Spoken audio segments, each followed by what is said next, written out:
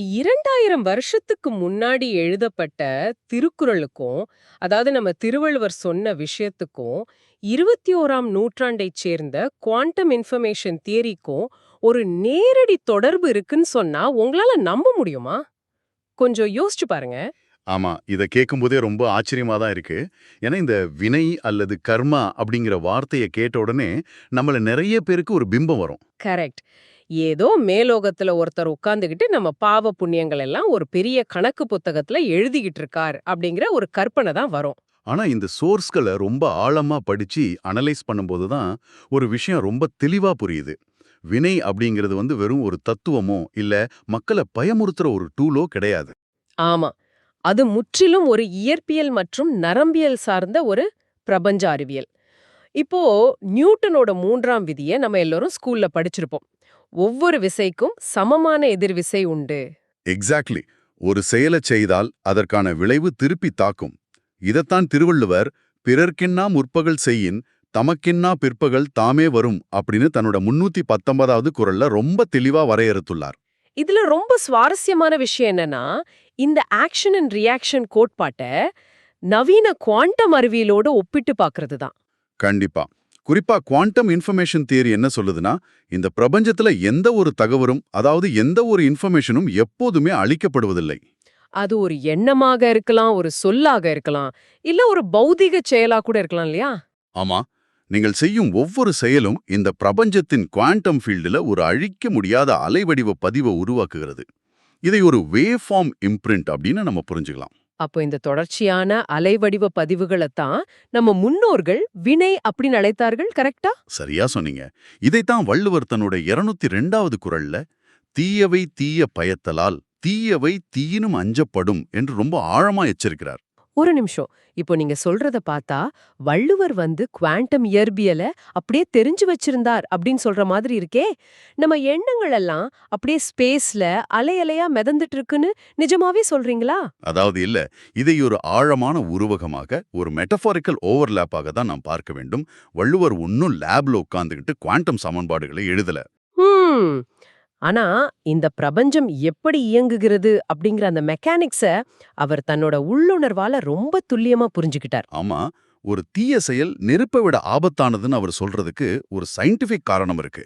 நெருப்பு ஒரு பொருளை பௌதிகமாக மட்டுமே அழிக்கும். ஆனா குவாண்டம் களத்தில் ஒரு தகவலாக பதியப்படும் உங்களுடைய ஒரு தீய செயல் உங்களை விட்டு எங்கும் போகாது. எக்ஸாக்ட்லி.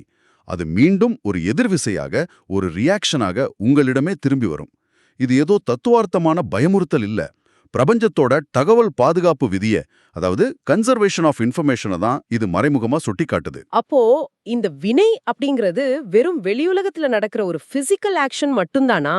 இத படிக்கும்போது எனக்குள்ள எழுந்த ஒரு மிகப்பெரிய சந்தேகமே அதுதான். அது ஒரு நல்ல கேள்வி. இது வெளியில நடக்கிற விஷயம் மட்டும் கிடையாது. ஏன்னா சிவஞான போதத்தின் 2வது சூத்திரம் ரொம்ப அழகா சொல்லுது. அவையே தானேயாயிரு வினையின் போக்கு வரவு புரிய அப்படின்னு. ஆமா, அதாவது நான் செய்கிறேன் என்கிற அந்த ஆணவம், அந்த ஈகோ மனிதனுக்குள் இருக்கும் வரைக்கும் தான் இந்த வினைகள் உயிரோடு ஒட்டிக்கொண்டே இருக்கும் என்று மெய்கண்டார் சொல்றார். இதான் எனக்கு புரியல. ஒரு சாதாரண அகநிலை எண்ணம், ஒரு சப்ஜெக்டிவ் தாட், அது எப்படி ஒரு பௌதீக வினையா, ஒரு பிசிக்கல் ரியாலிட்டியா மாற முடியும்? எனக்கு கோபம் வந்தா அது எப்படி எனக்கு கர்மாவா மாறும்? இத நாம நரம்பியல், அதாவது நியூரோ சயின்ஸ் வழியாக பார்த்தோம்னா இந்த சிக்கலான தத்துவம் ரொம்ப ஈஸியா புரியும். நரம்பியல் அறிவியல்ல நியூரோபிளாஸ்டிசிட்டி என்ற ஒரு கோட்பாடு இருக்கு. ம். Neurons that fire together wire together அப்படின்னு சொல்வாங்க இல்லையா? கரெக்ட். நீங்கள் ஒரு விஷயத்தை நினைக்கும் போதோ அல்லது செய்யும் போதோ உங்கள் மூளையில் உள்ள நியூரான்கள் எலக்ட்ரிக்கல் சிக்னல்ஸை வெளியிடுகின்றது. இப்போ ஒரு உதாரணத்துக்கு டிராஃபிக்ல ஒருத்தர் மேல நீங்க தொடர்ந்து கோபப்படுகிறீர்கள் என்று வைத்துக்கொள்வோம். ஓகே. உங்கள் மூளை என்ன செய்கிறது தெரியுமா? அந்த கோபத்திற்கான நரம்பு பாதைகளை, அந்த நியூரல் பாத்வேஸை மீண்டும் மீண்டும் வலுவாக்குகிறது. அப்போ மாறாக நீங்கள் தொடர்ந்து ஒரு கருணையை வெளிப்படுத்தினால், அன்பா நடந்துக்கிட்டா அமைதிக்கான நரம்பு பாதைகள் வலுவடைகின்றன. ஆமாம். இருங்க. அப்படின்னா என்னுடைய சாதாரண எண்ணங்கள் என்னுடைய மூளையோட பௌதிக அமைப்பையே, அந்த பயாலஜிக்கல் ஹார்ட்வேரையே முற்றிலுமாக மாற்றி அமைக்குதுன்னு சொல்றீங்களா? 100% உண்மை. நான் செய்கிறேன் என்ற ஆணவத்தோடு அந்த ஈகோவோடு ஒரு செயலை செய்யும்போது அந்த உணர்ச்சி ரொம்ப தீவிரமாக இருக்கும். ம். அந்த தீவிரத்தன்மை காரணமாக அதற்கான நரம்பியல் தடம் மூளையில் மிக ஆழமாக ஒரு பிசிக்கல் ஸ்ட்ரக்சராகவே பதிவாகி விடுகிறது. இதுதான் வினையின் நரம்பியல் தொடக்கம். இது வெறும் தத்துவம் கிடையாது, உங்களுடைய ஒவ்வொரு எண்ணமும் உங்களை பயாலஜிக்கலாக மாற்றி அமைத்துக் கொண்டே இருக்கிறது. இதை கேட்கும்போது கொஞ்சம் பயமாகத்தான் இருக்கு. சரி, இது ஒரு பக்கம் இருக்கட்டும். சைவ சித்தாந்தம் இந்த வினைகளை மூன்றாக பிரிக்கிறது. சஞ்சித வினை, பிராரப்த வினை, அப்புறம் ஆகாமிய வினை என்று. ஆமா, இதை நான் நவீன உயிரியலோடு, குறிப்பா எபிஜெனடிக்ஸோடு பொருத்தி பார்க்கும்போது நிறைய ஒற்றுமைகள் தெரியுது. கண்டிப்பா நிறைய ஓவர்லாப்ஸ் இருக்கு. முதல்ல சஞ்சித வினை. இது பல பிறவிகளாக அல்லது பல தலைமுறைகளாக மூதாதையர்களிடமிருந்து சேமிக்கப்பட்ட வினை என்று சொல்வார்கள். இதை நம்ம எபிஜெனடிக்ஸ் என்று சொல்லலாமா? மிகச் சரியான ஒப்பீடு. எபிஜெனடிக்ஸ்ல நமது டிஎன்ஏவில் வெறும் உடலமைப்பு, கண்ணின் நிறம், முடியின் தன்மை இதற்கான தகவல்கள் மட்டும் இருப்பதில்லை. மூதாதையர்களின் அதிர்ச்சிகள், அவங்களோட பெரும் பயங்கள், பஞ்சத்தின் போது அவர்கள் பட்ட கஷ்டங்கள் எல்லாமே ரசாயன குறியீடுகளாக, எபிஜெனடிக் டேக்ஸாக நம் மரபணுக்களில் சேமிக்கப்பட்டுள்ளன என்பது சயின்டிஃபிக்கா நிரூபிக்கப்பட்ட உண்மை. எக்ஸாக்ட்லி. பல தலைமுறைகளுக்கு முந்தைய ஒரு பிரம்மாண்டமான டேட்டாபேஸ் உங்கள் செல்லுக்குள் இருக்கிறது.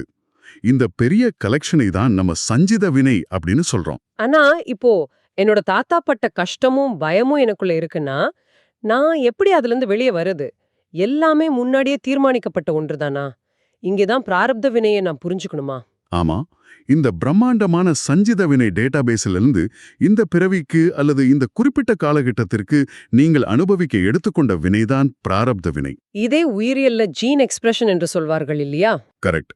உங்களிடம் லட்சக்கணக்கான மரபணு தகவல்கள் இருக்கலாம். ஆனால் உங்கள் தற்போதைய சூழ்நிலை, உங்களோட மனநிலை மற்றும் சுற்றுச்சூழலுக்கேற்ப எந்த மரபணுக்கள் ஆனாகின்றன, எவை ஆஃப் ஆகின்றன என்பதே ஜீன் எக்ஸ்பிரஷன். ஓ, அப்போ சஞ்சித வினையிலிருந்து குறிப்பிட்ட சில தகவல்கள் மட்டும் ஆக்டிவேட் ஆகி செயல்படத் தொடங்குவதைத்தான் பிராரப்த வினை குறிக்கிறது. ஆமா, உங்களை சுத்தி இருக்கிற சூழல் தான் மரபணுக்களை தூண்டுகிறது. அப்போ ஆகாமிய வினை அப்படிங்கிறது நம்முடைய சுதந்திர இச்சை, அதாவது ஃப்ரீ வில் என்று எடுத்துக்கொள்ளலாமா? நிச்சயமா. மூதாதையர்களின் பதிவுகள் ஒரு பக்கம் இருந்தாலும் இந்த நொடியில் என்னுடைய சுதந்திர இச்சையால் நான் புதிதாக சேர்க்கும் எண்ணங்களும் செயல்களும் இருக்கு இல்லையா? ஆமா, மூளையில் புதிதாக நான் உருவாக்கும் அந்த நியூரோ பிளாஸ்டிக் சேஞ்சஸ், அதுதான் ஆகாமிய வினை. கரெக்ட். இதுதான் என்னுடைய ஜீன் எக்ஸ்பிரஷனையே மாற்றி அமைக்கப் போகிறது.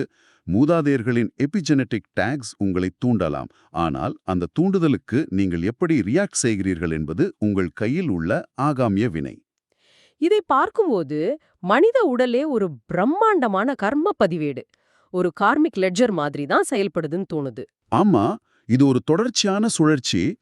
இதுல இருந்து எனக்கு இன்னொரு கேள்வி வருது. இந்த வினைகளின் சுழற்சியிலிருந்து தப்பிக்கவே முடியாதா? சைவ சித்தாந்தத்தில் ஆன்மா முக்தி அடைவதற்கு முன் நிகழும் மிக முக்கியமான நிலையாக இருவினை ஒப்பு என்பதை சொல்வார்கள். ரொம்ப முக்கியமான பாயிண்ட் இது. நல்வினையை தங்க விலங்கு என்றும் தீவினையை இரும்பு விலங்கு என்றும் குறிப்பிடுவார்கள். இரண்டுமே மனிதனை கட்டியிடும் விலங்குகள்தான். இதை இரண்டையும் சமமாக பார்க்கும் பக்குவம்தான் இருவினை ஒப்பு. இதை பயாலஜிக்கல் ரீதியாக எப்படி பார்ப்பது? ஒரு நல்ல விஷயம் நடந்தா சந்தோஷப்படக்கூடாதா? இதை புரிந்து கொள்ள நாம் உடலியல் மற்றும் நரம்பியல் ரீதியான சமநிலையை பற்றி பேச வேண்டும். இந்த இருவினை ஒப்பு நிலையை மூளையின் உச்சக்கட்ட ஹோமியோஸ்டாசிஸ் அல்லது ஒரு முழுமையான சமநிலை என்று சொல்லலாம். அதாவது பொதுவாக நம்முடைய வாழ்க்கை எப்படி இயங்குகிறது? நமக்கு ஒரு மகிழ்ச்சியான விஷயம் நடந்தால் மூளை உடனடியாக டோபமைன் என்ற ரசாயனத்தை சுரக்கிறது. ஆமாம், அதுவே ஒரு துன்பம் வந்தால் கார்ட்டிசோல் என்ற அழுத்த ரசாயனத்தை சுரக்கிறது. மனிதனுடைய ஒட்டுமொத்த வாழ்க்கையுமே இந்த இரண்டு ரசாயனங்களுக்கு இடையிலான ஒரு ஊசலாட்டமாகவே, ஒரு கெமிக்கல் பெண்டுலம் மாதிரி மாறிவிடுகிறது. டோபமைன் வேண்டுமென்று ஓடுகிறோம், கார்ட்டிசோல் வேண்டாம் என்று தப்பிக்கிறோம். இந்த ரசாயன அடிமைத்தனம் தான் நம்மை கட்டி போடும் தங்க மற்றும் இரும்பு விலங்குகள். கரெக்ட். அப்போ இந்த ரசாயன ஊசலாட்டத்தை கடந்து நிற்பதுதான் இருவினை ஒப்பு நிலையா? இந்த 0 பாயிண்ட் ஃபீல்ட் என்கிற வார்த்தையை நான் நிறைய கட்டுரைகள்ல பார்த்தேன். இது நிஜமாவே மூளைக்குள்க நடக்கிற ஒரு இயற்பியல் நிகழ்வா? அது அதை ஒரு நேரடி இயற்பியல் நிகழ்வாக பார்க்காமல் ஒரு அற்புதமான மெட்டஃபராக நாம் எடுத்துக்கொள்ள வேண்டும். ஓகே. குவாண்டம் இயற்பியலில் 0 பாயிண்ட் ஃபீல்ட் என்பது சாத்தியமான மிக குறைந்த ஆற்றல் நிலை, அதாவது லோவெஸ்ட் பாசிபிள் எனர்ஜி ஸ்டேட். எந்த ஒரு கொந்தளிப்பும் இல்லாத ஒரு முழுமையான சமநிலை. அப்போ நரம்பியல் ரீதியாக டோபமைன் வந்தாலும் அதிக உற்சாகம் அடையாமல், கார்டிசால் வந்தாலும் உடைந்து போகாமல், மூளையின் அலைகளை ஒரு முழுமையான சமநிலைக்கு கொண்டு வருவதுதான் இருவினை ஒப்பு. எக்ஸாக்ட்லி. நீங்கள் இந்த உச்சக்கட்ட சமநிலையில் இருக்கும் பொழுது உங்கள் மூளை எந்த ஒரு புதிய நரம்பு பாதையையும், அதாவது எந்த ஒரு புதிய வினையையும் உருவாக்குவதில்லை. அங்கே ஆகாமிய வினை உற்பத்தி ஆவதில்லை. இதுதான் விடுதலைக்கான உயிரியல் திறவுகோல். இது ரொம்ப தெளிவான விளக்கம். சரி, இப்போ அடுத்த ஒரு மிகப்பெரிய கேள்விக்கு வருவோம். நான் செய்கிற செயல்கள், அதாவது நான் உருவாக்கும் வினைகள் எப்படி சரியாக என்னையே வந்து அடைகின்றன? சொல்கிறது ஆணையிற் கண்மம் சாரும் என்று. இறைவன் நேரடியாக வந்து ஒவ்வொருத்தருக்கும் வினையை கொடுப்பதில்லை, பிரபஞ்சத்தின் ஆணை அதை துல்லியமாக சேர்க்கும் என்கிறது அந்த வரி. ஆமா, இதற்கான அறிவியல் ஆதாரங்களை படிக்கும்போது நிஜமாவே பிரமிப்பாக இருக்கிறது. பெருங்கணித விதி, அதாவது தி லா ஆஃப் லார்ஜ் நம்பர்ஸை நாம் இதற்கு உதாரணமாக பயன்படுத்தலாம். கண்டிப்பா. கணிதத்துல இந்த லா ஆஃப் லார்ஜ் நம்பர்ஸ் என்ன சொல்லுதுன்னா, நீங்க ஒரு காயினை சுண்டுகிறீர்கள் என்றால் அது தலை விழுமா பூ விழுமா என்பதை உங்களால் உடனடியாக உறுதியாக சொல்ல முடியாது. ஆனா அதே காயினை 1,00,000 முறை சுண்டுகிறீர்கள் என்றால் முடிவு மிக துல்லியமாக சரிபாதி அல்ல இருக்கும். கரெக்ட். அதே போல நீங்கள் தினசரி உருவாக்கும் லட்சக்கணக்கான எண்ணங்கள், சிறு சிறு செயல்கள் ஆகியவற்றின் கூட்டுத்தொகை அதிகரிக்கும் போது பிரபஞ்சத்தின் விதிப்படி உங்கள் ஒட்டுமொத்த வாழ்க்கையின் யதார்த்தம், அந்த மேக்ரோ ரியாலிட்டி உங்கள் தொடர்ச்சியான செயல்களின் சராசரிக்கு துல்லியமாக வந்து சேர்ந்தே தீரும். இது ஒரு மாபெரும் பிரபஞ்ச அல்காரிதம் அப்படின்னு கூட சொல்லலாம். நீங்க அல்காரிதம்னு சொன்னதும் எனக்கு ஒரு விஷயம் தோணுது. இந்த விநியோக முறைய, இந்த டெலிவரி மெக்கானிசமை நாம் அன்றாடம் பயன்படுத்துகிற யூடியூப் அல்லது கூகுள் அல்காரிதமுடன் ஒப்பிட்டு பார்க்கலாமா? ஆமா, இது புரிந்து கொண்ட ரொம்ப ஈஸியான ஒரு ஒப்பீடு. அந்த யூடியூப் அல்காரிதம் எப்படி இயங்குகிறது? முதல்ல உங்களுடைய வாட்ச் ஹிஸ்டரி இருக்கு. பல வருடங்களாக நீங்கள் பார்த்த சர்வரில் சேமிக்கப்பட்ட டேட்டா. இதை நாம் சஞ்சித வினை என்று வைத்துக் கொள்ளலாம். சூப்பர். அடுத்ததாக அந்த பழைய டேட்டாவின் அடிப்படையில் இன்று உங்களுக்காக திரையில் காட்டப்படும் ஹோம் பேஜ் ரெக்கமெண்டேஷன்ஸ். இது முழுமையாக உங்கள் கையில் இல்லை. உங்கள் பழைய பதிவுகளின் விளைவாக உங்கள் கண்முன் வந்து நிற்கும் சூழ்நிலை. இதுதான் பிராரப்த வினை. எனக்கு புரியுது. அப்போ அந்த ஹோம் பேஜ்ல காட்டப்படுற வீடியோக்கள்ல நான் புதிதாக எதை கிளிக் செய்கிறேன் அப்படிங்கிறது என்னுடைய ஆகாமிய வினை, அதாவது என்னுடைய ஃப்ரீவில். கோபமோ அல்லது விசேஷமான பாசமோ கிடையாது. நீங்கள் எந்த அலைவரிசையில் உங்கள் டேட்டாவை கொடுக்கிறீர்களோ, நீங்கள் எதை தொடர்ந்து தேடுகிறீர்களோ அதை அது மிக துல்லியமாக உங்கள் திரையில் கொண்டு வந்து சேர்க்கிறது. பிரபஞ்சத்தின் விநியோக முறையும் இப்படிதான் இயங்குகிறது. அது உணர்ச்சியற்ற ஆனால் மிக துல்லியமான ஒரு கட்டமைப்பு. இதோடு குவாண்டம் பிணைப்பு, அதாவது குவாண்டம் என்டாங்கிள்மெண்ட் என்கிற கோட்பாட்டையும் நாம் ஒரு உருவகமாக இணைத்து பார்க்கலாம். குவாண்டம் என்டாங்கிள்மெண்டா? இதய குரல் 207ல வள்ளுவர் ரொம்ப அழகா சொல்றார். எனைப்பகையுற்றாரும் உய்வர், வினைப்பகை வீயாது பின் சென்று அடும். ஆமா, எவ்வளவு பெரிய பகைவரிடமிருந்தும் நாம் தப்பித்து விடலாம். ஆனால் நாம் செய்த வினை என்னும் பகை இந்த பிரபஞ்சத்தின் எந்த மூலைக்குச் சென்றாலும் நம்மை விடாமல் பின்தொடர்ந்து வந்து தாக்கும் அப்படின்னு சொல்றார். இத பிசிக்ஸோட எப்படி பொருத்துவது?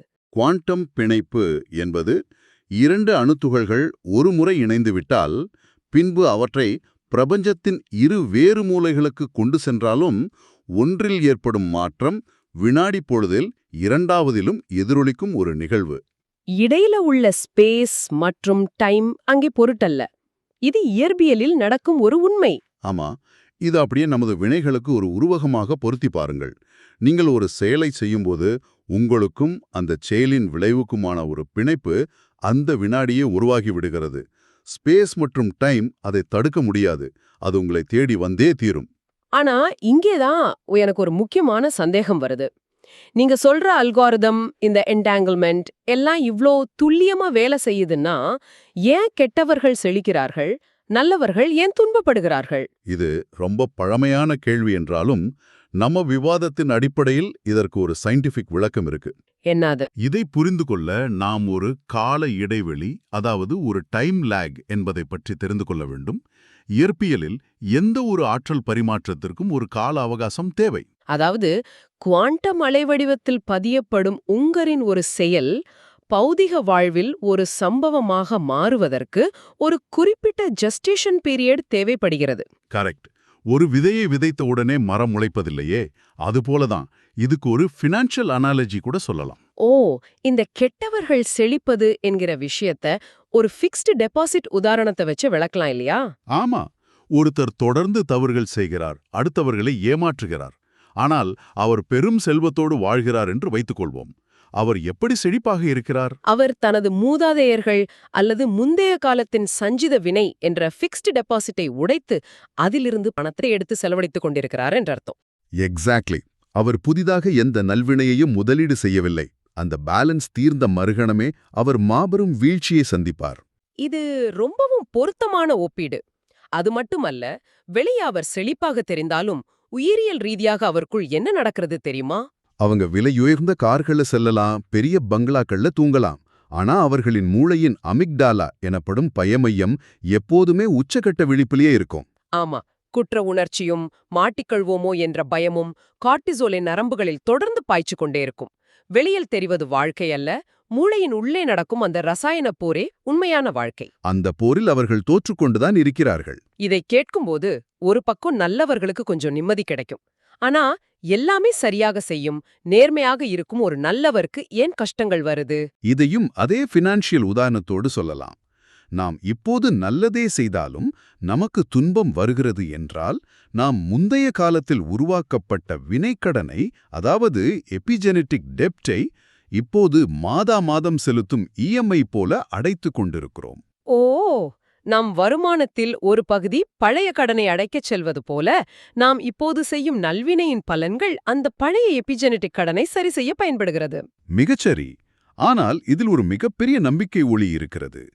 நீங்கள் இப்போது தொடர்ந்து செய்யும் நற்செயல்கள் எதுவும் வீணாவதில்லை. அவை ஒவ்வொன்றும் மூளையிலும் உங்களை சுற்றியுள்ள களத்திலும் ஒரு புதிய முதலீடாக பதிவாகிறது. அந்த பழைய கடன் முழுமையாக தீர்ந்த அந்த வினாடி, உங்களுடைய புதிய நல்வினைகளின் கூட்டுவட்டி பவர் ஆஃப் காம்பவுண்டிங் உங்களுக்கு மிகப்பெரிய அளவில் பலன் தரத் தொடங்கும். அதனால்தான் சோர்வடையக்கூடாது. ஏனென்றால் பிரபஞ்சத்தின் அந்த எஜுகேஷனல் ஃபீட்பேக் லூப்பில் எந்த கணக்கும் ஒருபோதும் தப்பாது. கணிக்கிற ஒரு சிஸ்டம் இல்ல. கண்டிப்பா இல்ல. அது நம்முடைய நரம்புகளிலும் நமது மரபணுக்களிலும் பதிவாகி இந்த பிரபஞ்ச களத்தில் எதிரொலிக்கும் ஒரு மிகச்சிறந்த கட்டமைப்பு. நம்மை நாமே செதுக்கிக் கொள்ளவும் அடுத்த கட்டத்திற்கு நகர்த்தவும் இந்த பிரபஞ்சம் நமக்காக உருவாக்கியுள்ள ஒரு துல்லியமான சயின்ஸ் அது. ஆமாம், இது ஒரு தொடர்ச்சியான பரிணாம வளர்ச்சி. நமது ஒவ்வொரு எண்ணமும் செயலும் நம்மை மட்டும் பாதிப்பதில்லை. அது நம் மரபணுக்களை மாற்றுகிறது, நம்மை சுற்றியுள்ள களத்தில் அதிர்வுகளை ஏற்படுத்துகிறது. நாம் எல்லோரும் இந்த குவாண்டம் அலைவரிசையால் பிணைக்கப்பட்டுள்ளோம். அந்த பொறுப்புணர்வு ஒவ்வொரு மனிதனுக்கும் வர வேண்டும். அந்த பொறுப்புணர்வை பற்றி பேசும்போது இதை கேட்கும் உங்களுக்காக ஒரு கேள்வியை முன்வைக்க விரும்புகிறேன். நாம் இதுவரை பார்த்தபடி நமது ஒவ்வொரு செயலும் எண்ணமும் நமது மரபணுக்களையும் நம்மை சுற்றியுள்ள பிரபஞ்ச களத்தையும் தொடர்ந்து மாற்றி அமைக்கிறது என்றால், இன்று மனிதகுலம் ஒட்டுமொத்தமாக உருவாக்கும் ஆகாமிய வினை அடுத்த 1000 ஆண்டுகளுக்கான மனித இனத்தின் எபிஜெனடிக் குறியீட்டை இப்போது இந்த நொடியில் எந்த திசையை நோக்கி மாற்றி எழுதிக் கொண்டிருக்கிறது என்பதை சற்றே சிந்தித்துப் பாருங்கள். நாம் சேமித்து வைப்பது நல்வினையின் கூட்டுவட்டியையா அல்லது தீவினையின் கடனையா? கொஞ்சம் யோசிச்சு பாருங்க. சித்தர்களின் ஞானத்தையும் நவீன அறிவியலையும் இணைக்கும் இந்த பயணம் இத்துடன் முடிவதில்லை. இந்த தேடலில் எங்களோடு தொடர்ந்து பயணிக்க மறக்காமல் நம் சேனலை சப்ஸ்கிரைப் செய்யுங்கள். உங்களுக்கான அடுத்த அரிய ரகசியம் இதோ திரையில் காத்திருக்கிறது. கிளிக் செய்து அந்த உண்மையையும் அறிந்து கொள்ளுங்கள். நன்றியூத்.